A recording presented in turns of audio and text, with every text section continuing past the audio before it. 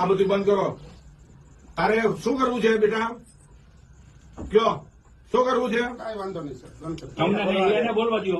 તમને શું વાંધો નહીં. બંધ કરી દેવું સાહેબ, પણ હું તો શું કરું? તને પરણે કરાવે છે? હા. મને પણ નથી. કરાવે, પરણે કરાવે. એટલે ધંધો કેટલા રૂપિયા કમાય છે? 30-40 લાખ કમાણા અત્યાર સુધી? હા.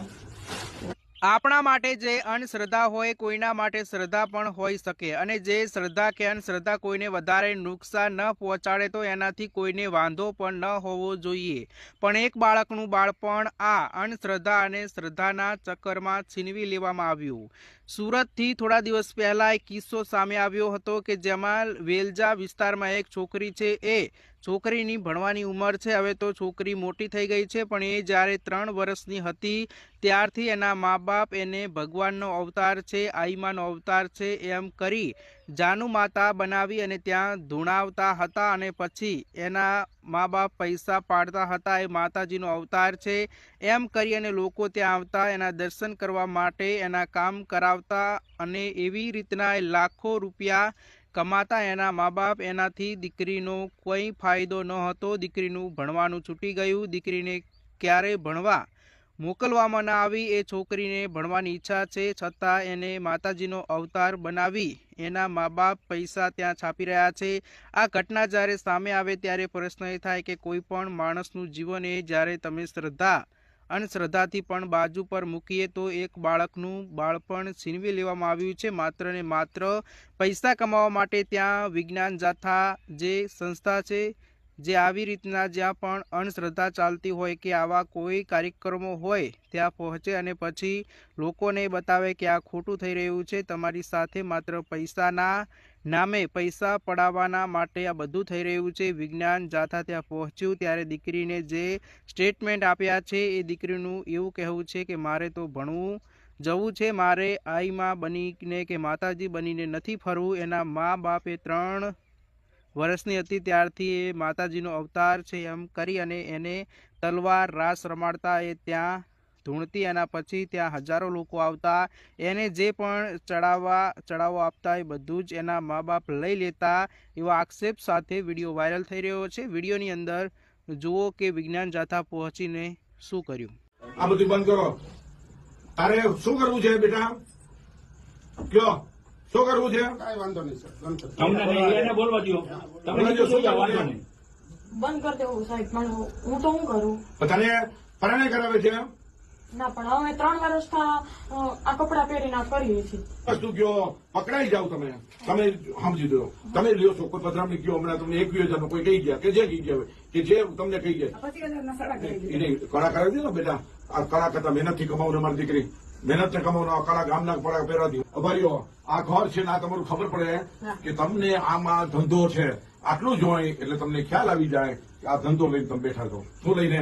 ઘર હોય, તમે સંસારી માણસ હો અને બધું કરો તો કાંઈ ન રાખો અને માત્ર માતાજીનો મઢ રાખો, પૂજા કરો, સેવા પૂજો. આ અમારા બધાના સાહેબના બધાના ઘર છે. અમારા ઘરમાં કેમ નથી? અમે માતાજીને માની છીએ, અમે ગરબી કરી હતી, બધું કરી. કાં અમે કોઈ આટલી જગ્યા તમે રોકો? હું કામ કહેતા 5 પીએ છો? મામાદેવ આવે.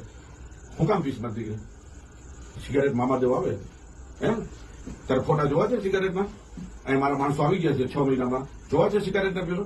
એક 7 સિગારેટ પીવો છો બેટા, તમને સ્વાસ્થ્યને કેટલું નુકસાન છે? અમે તો તમારે ભલા માટે આવ્યા. લાખ રૂપિયા નાખી દીધા એટલે પછી ઉઠાડી દીધી કે નહીં. તારે તો ભણવું હતું ને? હા, મારે ભણવું. તારે ભણવું તો તને ઉઠાડી દીધી, બરાબર? એટલે તારી આવી જિંદગીમાં તને નાખી દીધી. પછી શું થયું? પછી ક્યાં કેટલી જગ્યાએ પધરામણી કરી? એવી તો ઘણી જગ્યાએ 3 વર્ષના હતા ત્યારથી આજ મારા 3 વર્ષથી અહીંયા સુરતમાં અમુક જગ્યાએ ગયા ને? અને ત્યાં પૈસા તો આપે ને તમને? પૈસા આપે ને? કેટલા આપણે આશરે આપે બેટા? જે હોય ભેળિયામાં 2151 રૂપિયા મૂકે, પછી કદાચ કીધું હોય કે માતાજીના નિવેદના હાથે તો એ બધા મૂકે. એટલે 21,000 9,000 એવી રીતે 11,000 કોઈકને વાળંદનું કીધું હોય કે હાથે તો એને 11,000 21,000 એવી રીતે. કે ને 21,000 ની તમને રકમ તો આવે છે ને મારી દીકરી? ભલે તમને પધરા, ભલે તારો તું યાદ રાખ, બધું ધૂળ ને બધું કઈ. હે બેટા? બેટા મારી નવી જિંદગી ચાલુ કરો. જાથા ઈચ્છા છે દિલથી? આ લોકો ધંધો જ કર્યો. શું દિલથી ઈચ્છા છે ને? બોલ ને. 3 વર્ષના હતા તે વર્ષનું આ વસ્તુ કરાવેલું હતું. કરાવ્યું છે ને તને? પરણે જ કરાવ્યું. 3 વર્ષની હતી ત્યારથી આ કપડા પહેર્યા એટલે પછી મને કોઈ જાતની ખબર પણ નથી. હા પછી મને યાદ રાખજે, અમને તારી સાથે કોઈ દુશ્મની નથી કે જયસુખભાઈ રે નથી પ્રિયાબેન રે કે આ નથી જયેશભાઈ રે ઉર્ફે જયેશભાઈ રે કોઈ રે નથી. શું કીધું હતું તમને? તમને શું કીધું? 21,000 મારે માતાજીનો માંડવો છે હા. તે મેં એને ફોન કર્યો હતો, મને કે 21,000 રૂપિયા હા હે કે કાંઈ નહીં. મેં કીધું હું મારા હગાને પૂછી લઉં કે તો આવજે માતાજી નાવ દઈ જાય કીધું. હા, 21,000 માં હા, 21,000. એટલે ફોન કોને આપણે- ઉપાડ્યો હતો? ફોન કોને ઉપાડ્યો હતો? ફોનમાં વાત કોને કરી? ભાઈ વાત કરી, બેને નથી કરી ને? બેનને ખબર નહીં હોય, પછી ખબર પડી હોય. બરોબર ને?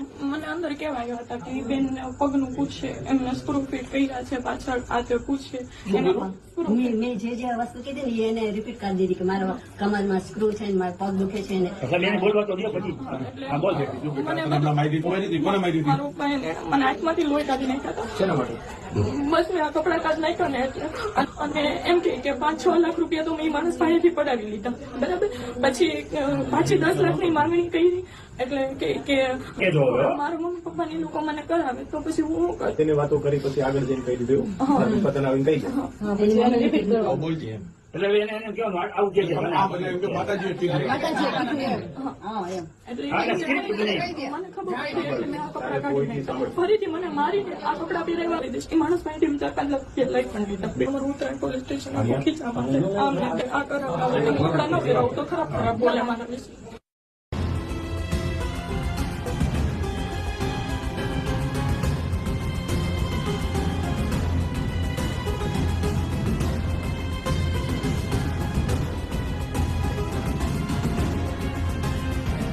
સગા મમ્મી પપ્પા હા મને પણ નથી.